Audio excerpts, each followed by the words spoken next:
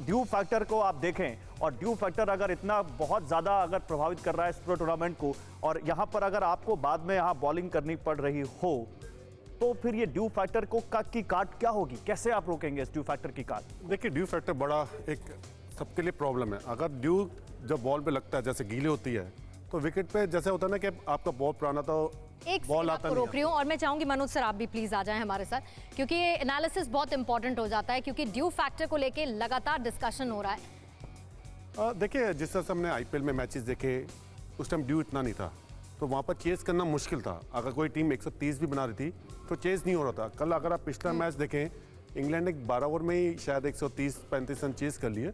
तो जब ball due factor होता है, पिच पे ही चलते हैं। आइए पिच सर, आप मनोज सर आप भी आइए। अगर आप बैटिंग कर रहे हो, मनोज बॉलिंग कर रहे हैं, तो मनोज वो कौन सी लेंथ होगी जिसकी तरफ आप इशारा कर रहे हैं अमित, जहां पर ड्यू फैक्टर को काट सके? सर आप बैट ले लीजिए। मनोज भैया ज्यादा बैटर बता सकते हैं। जो ड्यू फैक्टर है उसमें लेंथ का कुछ नहीं होता है। लेंथ में क्या होता है, एक तो ग्रिप नहीं होता है बॉलर से ग्रिप नहीं होता है, और जो हम एट विल करते हैं यॉर्कर, वो यॉर्कर भी नहीं होते हैं। तो आपका यॉर्कर मारने जाते हो तो फुल टॉस होती है, जैसे शामी के साथ हो रहा था। तो ये एक प्रॉब्लम्स आती है। तो आप लेंथ का वहां पर कोई लेना देना नहीं, लेंथ का नहीं होता, पे भी आप उस ड्यू फैक्टर को नहीं काट सकते। लेंथ का तो उनको पता है कि कहाँ फेंकना है, मगर कोशिश वो कर सकते हैं, क्योंकि बॉल फिसलता है। अगर आप यॉर्कर अच्छे डालते हैं, जैसे बुमराह है, अगर वो यॉर्कर डालने जा रहा है और वहाँ पर क्या है, स्लिप हो जाता है, तो वो फुल टॉस होता है। फुल टॉस भी अगर वेस्ट साइड से ऊपर हो तो वो नो बॉल हो जाता है। तो यहाँ सबसे बड़ी प्रॉब्लम जो है, और बॉल जब पड़ता है, अगर सीम पे भी पड़ेगा तो गीला है, वो स्किड करेगा। अब बैट्समैन के लिए ईजी हो जाता है मारना। पहले अगर सीम पे पड़ता है तो बॉल रुक के आता है, यहाँ पर गीला होने के बावजूद बॉल स्किड करता है, तो इजी हो जाता है बैट्समैन के लिए कि बॉल अच्छा बैट पे आने लगता है। वरना फर्स्ट इनिंग में आप देखो, ग्रिप होता है बॉल, स्पिन भी होता है, यहाँ स्पिन भी नहीं होता है, यॉर्क भी नहीं कर सकते, और बॉल बहुत अच्छा बैट पे आता है। अमित आप बताइए कि कैसे इस ट्रिक से पार पाया जाए, कैसे हो पाएगा? देखिए, ट्रिक तो कुछ भी नहीं है, जैसे भैया ने बहुत आसानी से सब चीज समझा दी। एक कैम लुक दे दीजिए ताकि क्लियर हम बता पाएं। सामने ये आपके सामने समझ लीजिए, सामने से बॉल आ रही है आपके। जैसे भैया ने बड़े आसानी से समझा दी ये चीज कि जब ग्रिप ही नहीं करेगा बॉल, तो उसमें बॉलर कुछ नहीं कर सकता। उसकी कोशिश वही है जो करना चाहता है, पर दिक्कत वही है जब बॉल गीला होगा, हम बॉल करता है उसमें, अश्विन जैसे वरुण चक्रवर्ती ने कोशिश की अपनी मिस्ट्री बॉल भी चले, तो बॉल ग्रिप ही नहीं कर रहा था विकेट पे, इसलिए उनका कोई भी वेपन वहाँ पर इस्तेमाल हो ही नहीं पाया।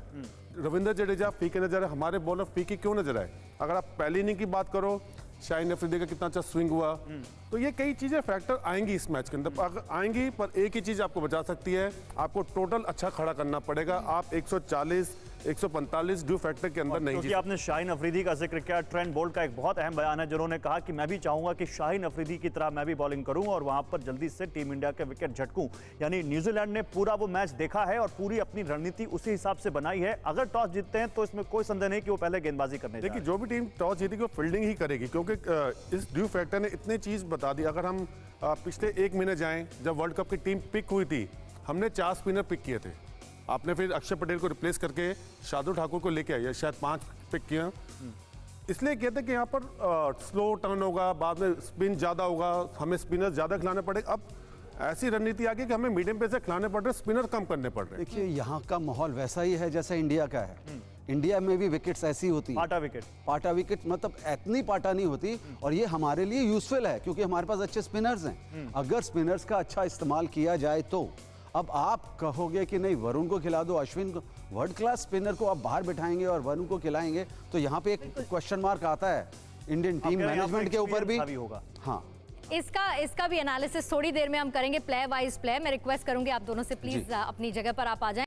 अड़ी सोमवार से शुक्रवार शाम 6 बजे सिर्फ TV9 भारतवर्ष पर।